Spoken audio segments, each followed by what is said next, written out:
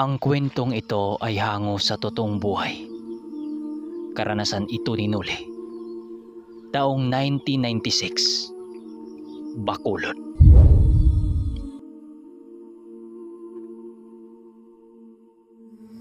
Magandang gabi sa inyo mga kaermitanyo. Bago natin simulan ang kwento, baka naman pa-follow ng ating Facebook page dahil may ina-upload tayo ditong mga reels. Dito nyo makikita yung mga alaga natin. Simulan na natin. At doon na din nasilayan nila Noli sa unang pagkakataon ang mutyang tinutukoy ng ermitanyo. Nang masipat ito ni Noli, tila ba tinatawag siya ng gamit na yon. Gawa ng may naririnig siyang mga buses sa kanyang isipan na alam niyang nanggagaling yun sa mutyang kanyang nasilayan. Nang makita ng mga sungaw ang kasamahan ni Noli, agad din namang kumuha ng mga sandata ang mga ito upang patayin ang pangkat ng ermitanyo. Taliwas kasi sa grupong yon na may ibang makakitang tao sa kanilang ginagawang seremonyas at mga ritual. Maari kasing hindi sila dinggin ng Panginoon nilang sinasamba dahil sa paglitaw ng ibang presensya sa mga paligid nito. Paglapit ng mga sungaw sa kinaroroonan nila Manong Duming, agad din naman nila itong pinagbigyan sa nais nilang digmaan. Ang tanging hawak lang noon ng ermitanyo ay ang kanyang baston na may ulo ng trabungko na kayang sumunog ng mga kaluluwa na kahit isa pang demonyo. Sa bawat paghataw ng ermitanyo sa bawat sungaw na sumugod, ay ang paghandusay ng mga katawan nito sa lupa dahil sa mga pangyayaring yon. Napilitan na ring sumali sa labanan ang mga sungaw na nasa mataas na antas ng sang ikinabahala ni Noli. Ang iba sa mga ito ay may malakas na mambabarang na kasama, kaya't si Mang Carpio ang humarap dito upang labanan ito sa tagisan ng kapwa barang sa barang, nang siyang labis namang ipinag-ingat ng ermitanyo. Maaari kasing may mga barang na nakatanim sa paligid bago pa sila dumating sa teritoryo ng mga ito upang patayin ang iilan sa kanilang grupo. Hindi naman ito pinahintulutan ng dalawang ermitanyo, kaya ang ginawa niya, nag-uusal ito ng mga bakod at puder nang siyang magiging kulambo ng lahat ng kanilang pangkat laban sa mga barang na hindi makikita sa mahihinang kasama nila Noli, kagaya sa mga kaibigan ni Danilo. Tinawag na rin ni Noli ang mantiw na kanyang kasangga maging ang gabay ni Danilo upang maging kaanib nila sa oras ng kagipitan. Habang si Noli naman, bilang isang malaasasin na katayuan, paisa-isa niyang dinagit ang ibang mga sungaw na mga kalaban at walang awa yung pinagpapatay. Ang akala pa ng matataas na sungaw noon ay mga santilmong nakikialam sa laban.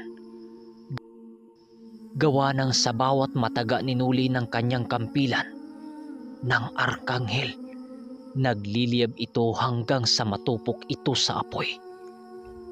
Lahat ng mga nahuli ni Noli, agaran niya yung kinitila ng buhay nang hindi napapansin ng karamihan. Sa paglipas ng digmaan, halos hindi na kontrol ng mga sungaw ang kanilang grupo. Mabilis kasing nababawasan ang kanilang pangkat dahil sa ginagawa nila Noli at ng ermitanyo. Sa pagpapatuloy ng kanilang labanan, Doon napagtanto ng pangkat ni Nuli na hindi pala ordinaryong tao ang miyembro ng mga sungaw na grupo. Karamihan kasi sa mga malalakas nitong kauri ay halos may dugong engkanto, dugo ng mambabarang din. Dahil sa mga nalalaman ng pangkat ni Nuli, mas lalo pa nilang pinag-igihan ang kanilang pag-iingat, lalo na dahil may mga kasama silang nakadepende lang sa lakas ng ermitanyo ang magagawa ng mga ito. At ang tatlong pinuno sa tatlong hukbo ng mga sungaw na nangangalaga sa mutya ng bulkan ay pinili na rin itong makisali sa labanan nang makita nitong labis na naghihirap ang kanilang mga sakop. Ngunit halos naman manginig sa takot si Nuli nang makita niyang sinuot na ng isang pinuno ang mutyang kanilang hinahanap, na mutya ng pusod ng bulkan. Sa isang iglap, biglang nag-iiba ang ihip ng hangin sa paligid. At sa unang pagkakataon, bigla ring nag-iba ang itsura ng mga sungaw na mahihinang uri. Gawa ng may wangis na ito sa isang mabangis na isang gabunan, habang nagsisiangilan sa dilim, na para bang may demonyong pumasok sa kanilang mga katawan. Nang mapansin ito ni Nuli, agad naman niya itong ipinagbigay alam sa ermitanyo upang makapaghanda ito sa maaring mangyayari. Mga kasama, ramdam kong hindi maganda ang mga susunod na mangyayari. Mag-ingat kayo, Manong, dahil sinuot na ng mga pinunong sungaw ang mutyang hinahanap nyo. Wika ni Nuli nang paglitaw niya sa harapan ng mga ito. Dahil sa mga sinabi ni Nuli, agad namang ipinakalat ng ermitanyo sa mga kaanib pa nito ang impormasyong yon. Kahit punong-puno na ang mga kamay ni Nuli sa mga kalaban, pinilit pa rin niyang mapuntahan ang ibang mga mandirigma upang ipagbigay alam ang kanilang mga nalaman. Hindi rin kasi nila pwedeng ipagsasawalang bahala ang pinuno ng mga sungaw na yon dahil sa agimat na taglay-taglay nito. Ilang minuto pa ang makalipas, tuluyan na ngang nakalapit sa kinaroroonan ng mga antingerong kasapi ng ermitanyo ang pinuno ng mga sungaw. Bigla nitong hinawakan ang isa sa mga antingerong kasapi nila Nuli at agaran din itong ibinalibag sa lupa, na para bang isang papel lamang ang katawan ng antingero dahil sa lakas na ipinamalas ng pinunong yon. Nang masipat ito ni Nuli, dali-dali naman niyang nilapitan ang pinunong yon at kaagad sinunggaban ng patulak upang mailayo ito sa kanyang mga kasama. Ang akala noon ni Nuli madali lamang niyang magawa ang mga bagay na yun, subalit nang akmang dadagiti na sana niya ito, laking gulat na lamang niya nang maramdaman niya ang itinatago nitong lakas. Halos magkasing lakas na sila ng pinunong yon nang siyang halos niyang ikinagulat. Dahil sa nahawakan na niya ito, ninais na lamang niyang ipagpatuloy na lang ang gagawin niya dito kisa makapagbanggit pa ito ng mga usal nitong hindi niya malalaman. Habang ang dalawang ermitanyo naman ang humarap sa dalawa pang malakas na pinuno. Habang hinila ni Nuli ang pinuno papalayo sa kanilang pangkat, marami namang mga alagad nito ang pilit hinahabol si Nuli. Dahil sa panggugulo ng mga kasama ng sungaw na pinuno, tuluyan ding nabitawan ni Nuli sa pagkakahawak ang pinunong yon. Nang nakawala ito sa kanyang mga kamay, siya na naman din ang nanganganib sa pagkakataong yon. Halos hindi niya masundan ang bilis nito dahil kaagad yung sumugod sa kanya. Halos hindi inabot ng 1 segundo. Malakidlat ang kilas nito kung maikumpara ni Nuli. Pagsunggab nito sa kanya, kaagad silang dalawang nagbubuno dito kahit hindi niya alam ang mangyayari. Nang mahawakan siya sa isa lamang nitong kamay, walang pagdadalawang isip siya nitong ibinato sa isang malaking puno. Hindi pa man siya nakabangon noon, ngunit ang pinunong yon nasa harapan na ito sa kanya habang nanlilisik ang mga mata na para bang isang baga ng bulkan.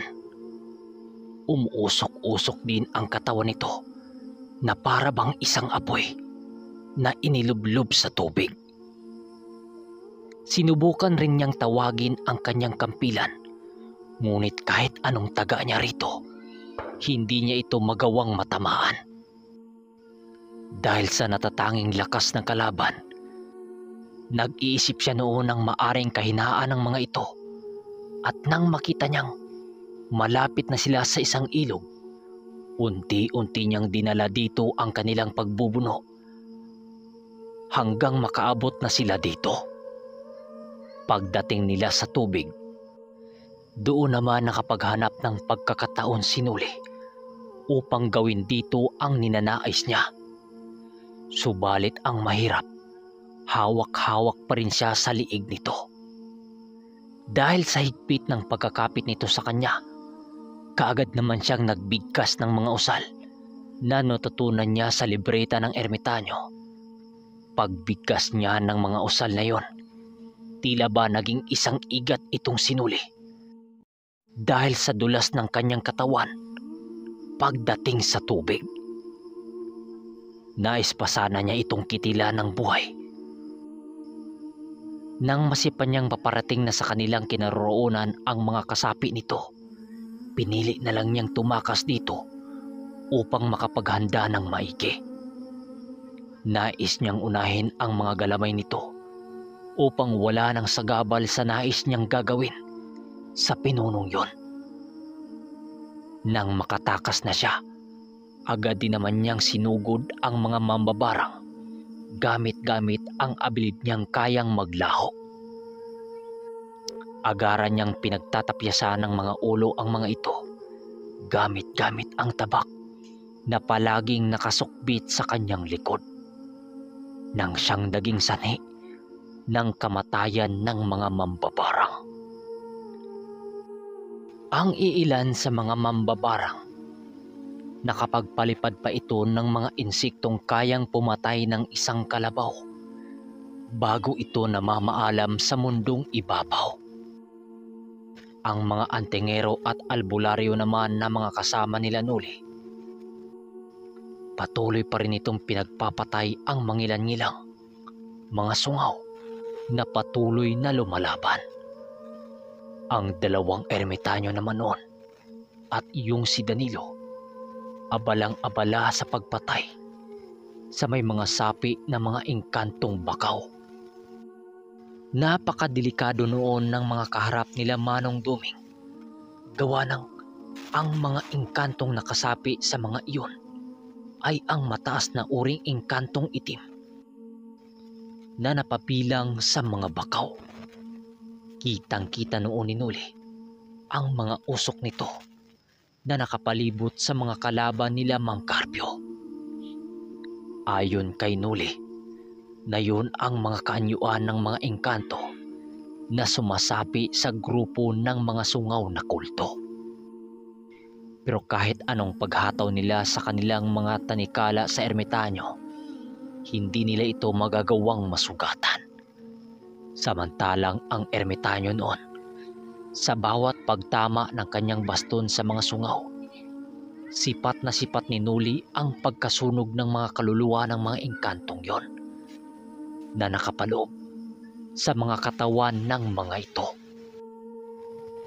Animoy sinusunog sa baston ng ermitanyo ang mga engkantong nakapaloob sa mga sungaw Matapos itong masilayan ni Nuli, pinili niyang ibalik ang kanyang wisyo sa kaharap niyang mga kalaban. Ang kaharap noon ni Nuli ay ang dalawang mambabarang at isang pinunong pilit siyang hinahanap, gawa ng kasalukuyan siyang naglalaho. Nag-aangil ang mga mambabarang na yon habang umamoy-amoy sa hangin.